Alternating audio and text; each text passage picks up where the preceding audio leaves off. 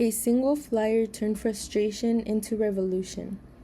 Hayakawa's most exciting day, a flyer made during the 1968 strike at San Francisco State College, captured a moment when students demanded an education that reflected who they were and where they came from. For months, Black, Asian American, Filipino, Native, and Latina students had been working together. United as the Third World Liberation Front, students planned actions, wrote demands, and organized for the college to establish an ethnic studies program. Even though there were only a few Latina students on campus at the time, they joined the strike, not just for their own communities, but to help build a united front of students of color, a collective strength necessary for the movement to succeed. Their participation was part of a bigger fight for respect, recognition, and the chance to see their own communities represented in education. Just as Chicano and Latina activists were demanding, not only across California, but in cities across the country.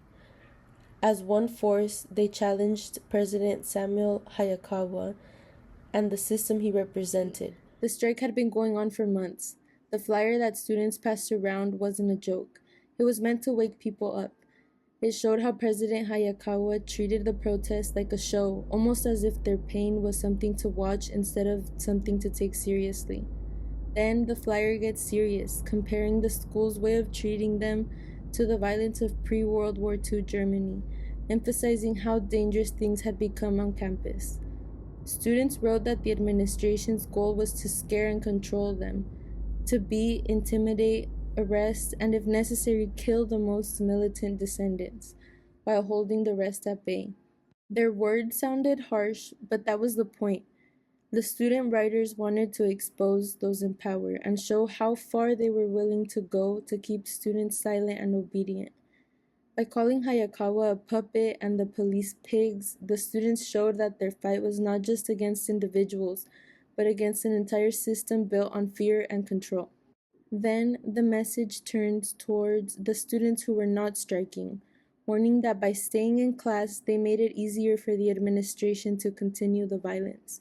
Staying quiet didn't keep you neutral, it put you on Hayakawa's team, against the students fighting for education.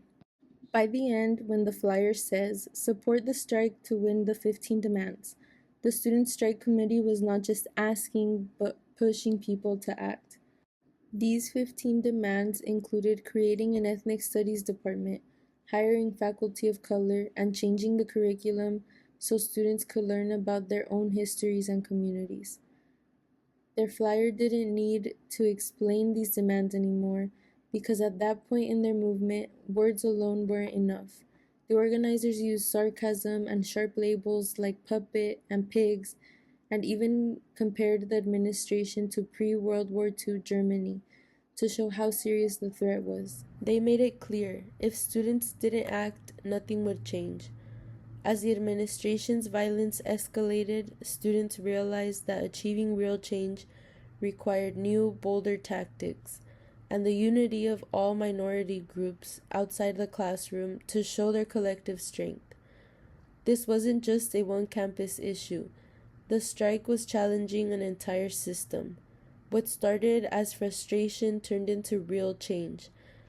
Their anger became a call for unity and action, proving that words could be used to fight back, not just describe what's wrong. With no money, no power, the students used their voices to demand something better.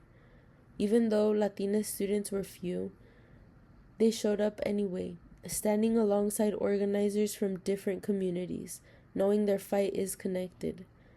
That flyer didn't just express frustration, it helped launch a movement that transformed college education forever, leading to the first ethnic studies programs in the country.